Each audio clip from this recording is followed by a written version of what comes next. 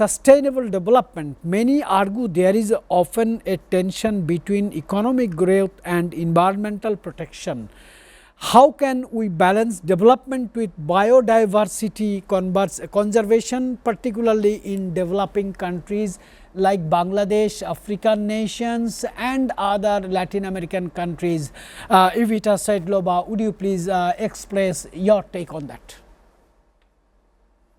Well, economic and development is a very important issue because it's about corruption, and where corruption is happening, of course, biodiversity it's the victim of it, because less of money, less of local livelihoods, and people suffering. So of course the environment will suffer also, and then we have the supernations like United States and Europe and Japan and others.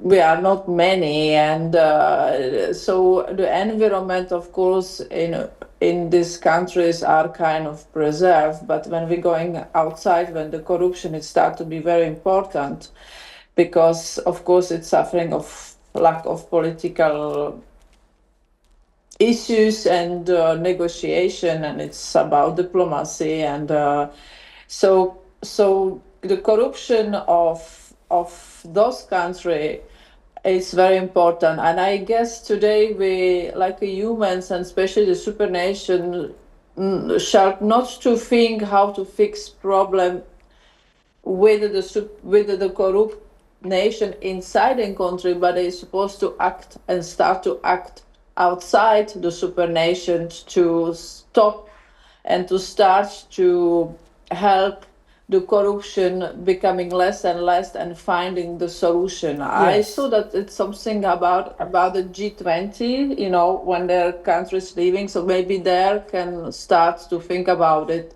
and then to think about how. I understand wars are for men, so I don't want to really go in it because it's very sensitive issue and too complex, and I'm not a military person, so I won't talk on their side. All right. They must understand that also, that because it's a lot of corruption happening, and a lot of poverty, suffering. Your answer is very pretty clear. Yes, Iveta, your intention and your notion is very clear to our viewers. Would you please just stay on the line? You said you are not a military person, but we have a military person in our studio. What innovative strategies or movements give you hope for achieving a more sustainable and biodiverse world? Iveta Seidlova, would you please explain? I will come back to the question you just asked me before. I guess that to preserve biodiversity and to make sustainable world and going in the future in peace, it's to start to challenge corruption around the world.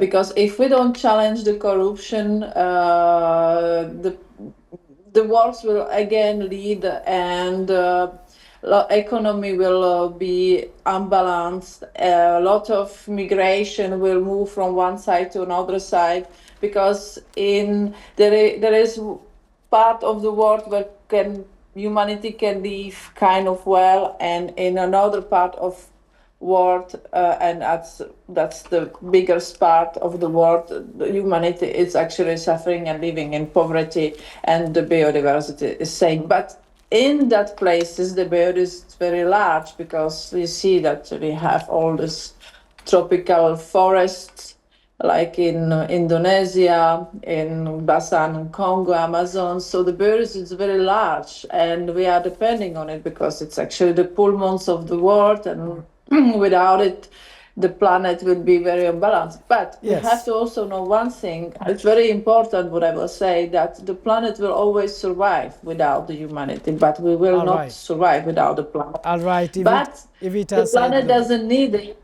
Yeah.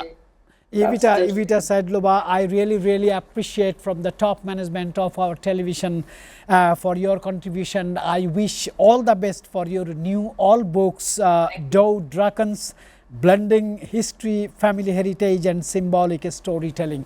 I really appreciate Iveta for your contribution